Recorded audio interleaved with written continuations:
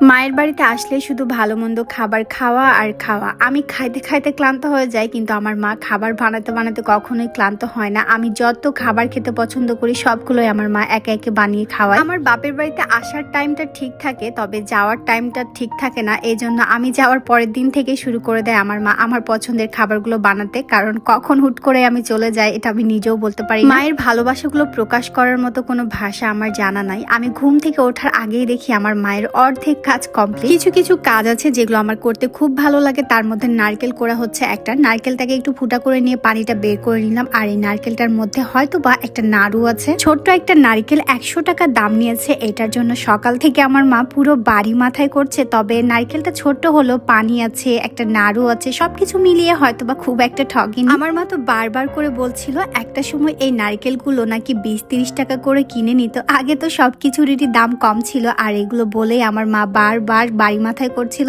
এসব দেখে আমার ভীষণ হাসি পাচ্ছিল। আমরা মেয়েরা বিয়ের পরে যতই সংসারী হই না কেন, মায়ের মতো সংসারী হয়ে উঠতে কখনোই পারবো না। তো কিছু পেঁয়াজ, রসুন, গাজর এগুলো কেটে দিতে বলছিল মা, তাই এগুলো একটু হেল্প করে দিলাম। আমার কাজ বাপের বাড়িতে এইটুকু পর্যন্তই। আমার মা যখন মাটির চুলায় রান্না করে তখন অনেক ঘ্রাণ বের হয়। 2-3 বাড়ি নিয়ে বুঝতে পারে যে হ্যাঁ, আজকে আমার মা ভালো মন্দ রান্না বান্না করছে। আমিও 2টা বাচ্চার মা হয়ে গিয়েছি, কিন্তু মা বাবার কাছে আসলে মনে হয় আমি এখনো বড় হয়নি। তারা আমাকে এতটা যত্ন করে, এতটা আগলিয়ে রাখে, মনে হয় এখন আমি সেই ছোট্ট মেয়েটাই আছি। আমার মায়ের হাতের যে কোনো রান্নাই খেতে সবাই অনেক পছন্দ করে, তবে আমার মায়ের হাতের বিরিয়ানিটা কিন্তু অনেক স্পেশাল, তাই আজকে এটাই রান্না করছিল। আর এখানে এগুলো হচ্ছে তাল, এটা দিয়ে তাল বড়া বানাবে, দুধ বড়া বানাবে। আমার মা রান্না করতে বসলে চুলা কখনো ফাঁকা যায় না। একদিকে দুপুরের খাবার রান্না করছিল, আরেকদিকে এগুলো রেডি করছিল। খাবার হয়ে যাওয়ার পরে হাঁড়ি থেকে খুলে প্রথম খাবারটা মা আমাকেই খুলে দেয়। আমাদের সবাইকে দুপুরের খাওয়া দাওয়া করানোর পরে মা তালের বড়া ভাজতে শুরু করে দিয়েছে। মা কিন্তু তখনও দুপুরের খাবার খায় নাই। মাকে কত করে বলি আমাদের সাথে দুপুরের খাবারটা খেয়ে নিবা, কিন্তু মা সবসময় একটাই উত্তর দেয়, ওটা তোরা বুঝবি না।